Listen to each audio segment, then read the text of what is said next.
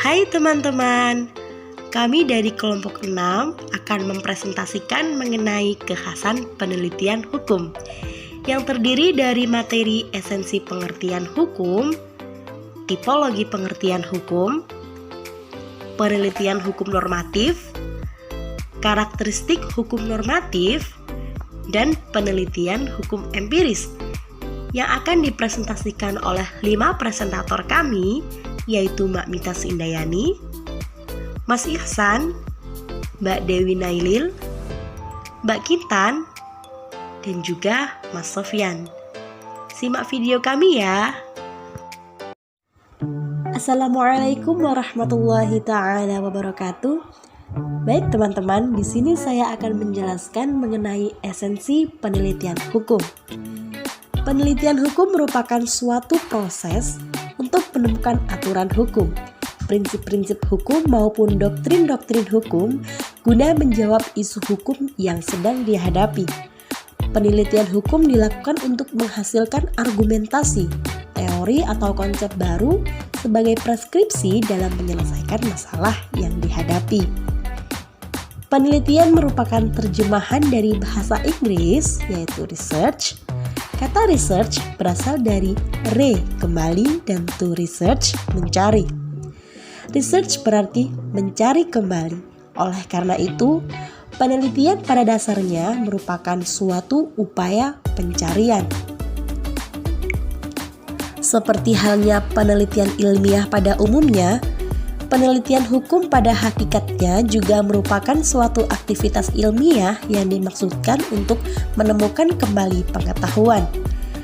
Hanya saja pengetahuan yang benar itu berkenaan dengan hukum, yaitu pengetahuan yang diorientasikan untuk menjelaskan secara benar satu atau beberapa gejala hukum yang dihadapi masyarakat hukum.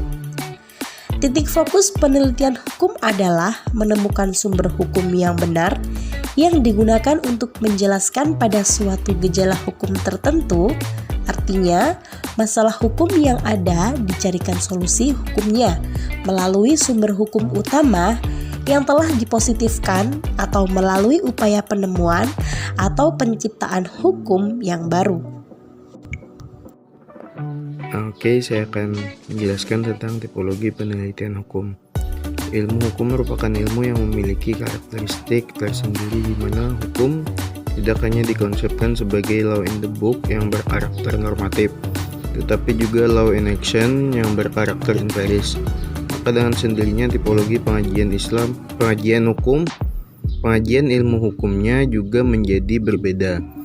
Ditinjau dari sifat dan tujuannya, penelitian hukum dibedakan menjadi 3 tipologi. Yang pertama, penelitian hukum eksploratory, yang kedua penelitian hukum deskriptif, yang ketiga penelitian hukum eksplanatori. Baik, selanjutnya yaitu penelitian hukum normatif. Secara etimologi, istilah penelitian hukum normatif itu berasal dari bahasa Inggris, yaitu normative legal research. Dalam bahasa Belanda disebut dengan istilah normative Juristenonderzoek, sedangkan dalam bahasa Jerman disebut dengan istilah normative juristische research. Berbagai istilah tersebut diterjemahkan ke dalam bahasa Indonesia dengan istilah penelitian hukum normatif. Nah, penelitian hukum normatif ini merupakan salah satu penelitian yang paling banyak dilakukan oleh mahasiswa hukum.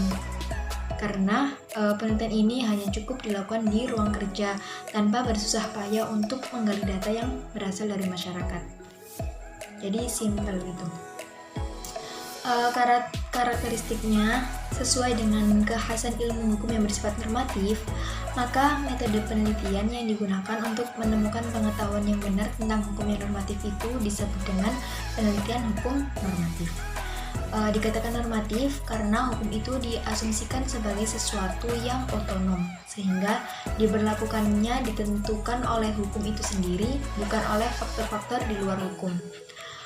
Merujuk pada uraian di atas tadi, diperoleh gambaran bahwa penelitian hukum normatif pada dasarnya memiliki karakteristik tersendiri.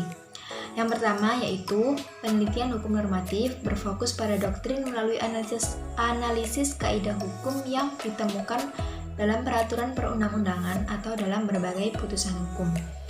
Oleh karenanya, titik fokusnya adalah hukum formal, law in the book, sehingga keabsahan temuannya tidak terpengaruh oleh dunia empiris, melainkan dilihat dari sisi positifis hukum.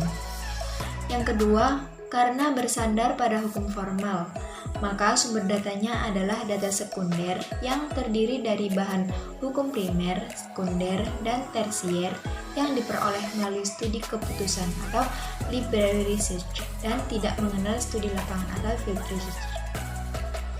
Yang ketiga, sebagai konsekuensinya dalam penelitian hukum normatif itu tidak dibutuhkan sampling karena data sekundernya memiliki bobot dan kualitas tersendiri yang tidak bisa diganti dengan data jenis lainnya. Dengan sendirinya, penelitian hukum normatif ini tidak menggunakan ukuran statistik karena penelitian ini merupakan penelitian yang sifatnya itu murni hukum yang syarat nilai. Selain itu, penyusunan kerangka teoritis yang bersifat tentatif dapat ditinggalkan, tetapi penyusunan kerangka konsepsional diperlukan. Di dalam menyusun kerangka konsepsional dapat dipergunakan perumusan yang terdapat di dalam peraturan perundang-undangan yang menjadi dasar penelitian. Yang keempat, penelitian normatif menggunakan kajian yang bersifat a priori, penalaran silogisme deduktif, dan metode interpretasi untuk menjelaskan suatu gejala hukum. Yang kelima, penelitian hukum normatif tidak diperlukan hipotesis, karena ilmu hukum bukanlah ilmu deskriptif, melainkan ilmu preskriptif. Penggunaan hipotesis hanya dikenal dalam kajian ilmu-ilmu sosial yang bersifat deskriptif. Yang keenam, dari sudut kebenaran yang dituju, penelitian hukum normatif tidak menemukan kebenaran koherensi, yaitu sesuai aturan hukum atau tindakan dengan norma atau prinsip hukum.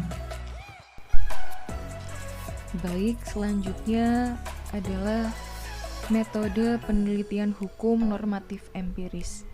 Metode penelitian hukum normatif empiris ini pada dasarnya adalah penggabungan antara pendekatan hukum normatif dengan adanya penambahan dari berbagai unsur empiris. Metode penelitian normatif empiris mengenai implementasi ketentuan hukum normatif atau undang-undang yang dalam aksinya pada setiap peristiwa hukum tertentu terjadi dalam suatu masyarakat.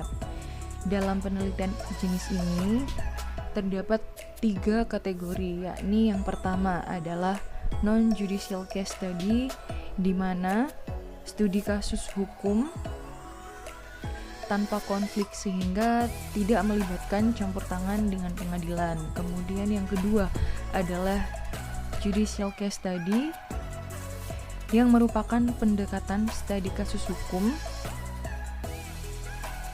karena adanya konflik sehingga melibatkan adanya campur tangan dengan pengadilan untuk memberikan keputusan penyelesaian.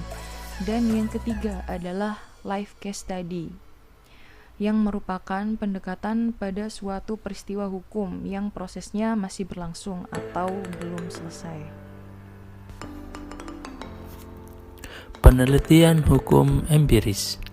Penelitian hukum empiris itu sendiri secara sederhana diartikan sebagai penelitian yang mengkaji dan menganalisis tentang perilaku hukum individu atau masyarakat. Dalam kaitannya, hukum dan sumber data yang digunakan berasal dari data primer yang diperoleh langsung dari dalam masyarakat. Penelitian hukum empiris memiliki beberapa karakteristik tersendiri, yaitu yang pertama, titik fokus penelitian hukum empiris adalah perilaku hukum dari individu atau masyarakat hukum. Yang kedua, sumber data utamanya adalah data primer yang diperoleh melalui studi lapangan. Yang ketiga, teknik pengumpulan data dalam penelitian hukum empiris dilakukan melalui pengamatan, observasi, dan wawancara. Yang keempat, penelitian hukum empiris menggunakan kajian yang bersifat a posteriori dengan pendekatan penalaran induksi untuk menjelaskan suatu gejala hukum. Yang kelima, penelitian hukum empiris dalam situasi tertentu membutuhkan hipotesis.